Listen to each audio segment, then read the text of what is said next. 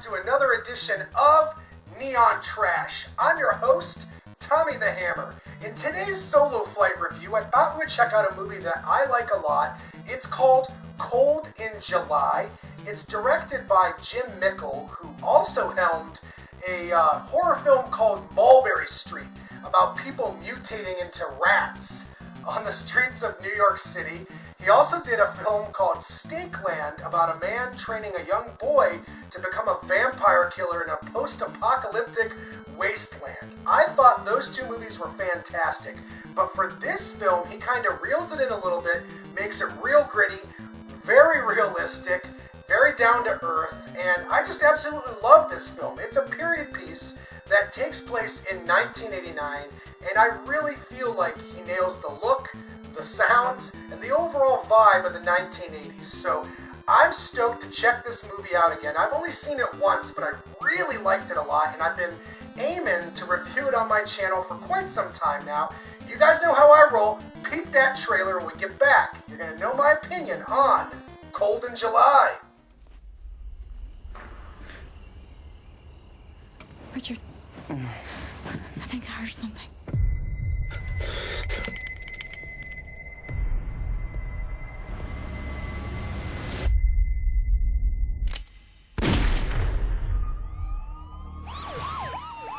His name was Freddie Russell.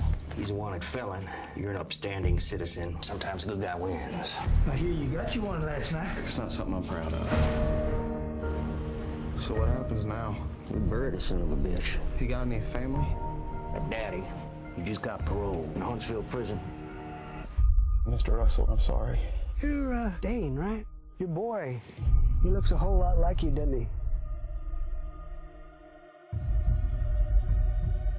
He's in the house! Get back in the car. Oh my God. He's probably just trying to scare you. Don't let him.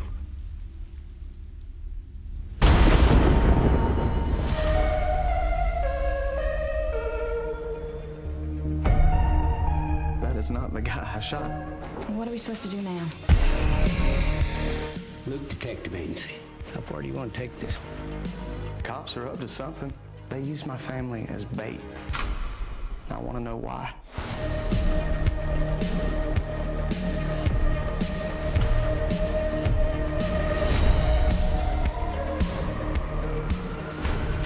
All right, boys.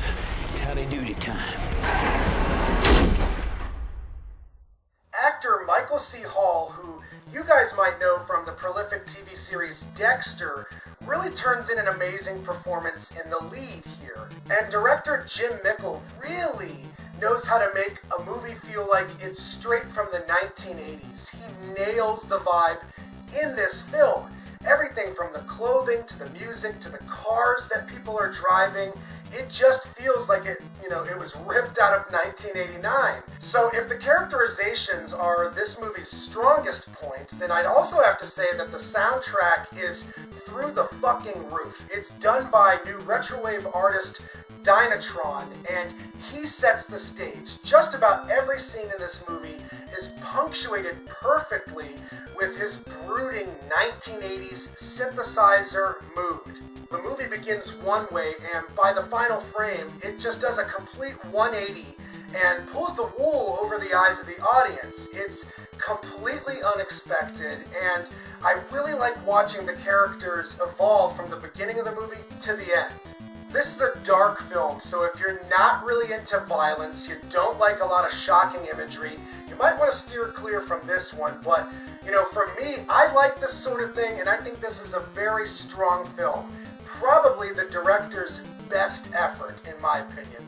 So if I had to give the movie Cold in July a star count out of 10, I could give it a solid 8.5.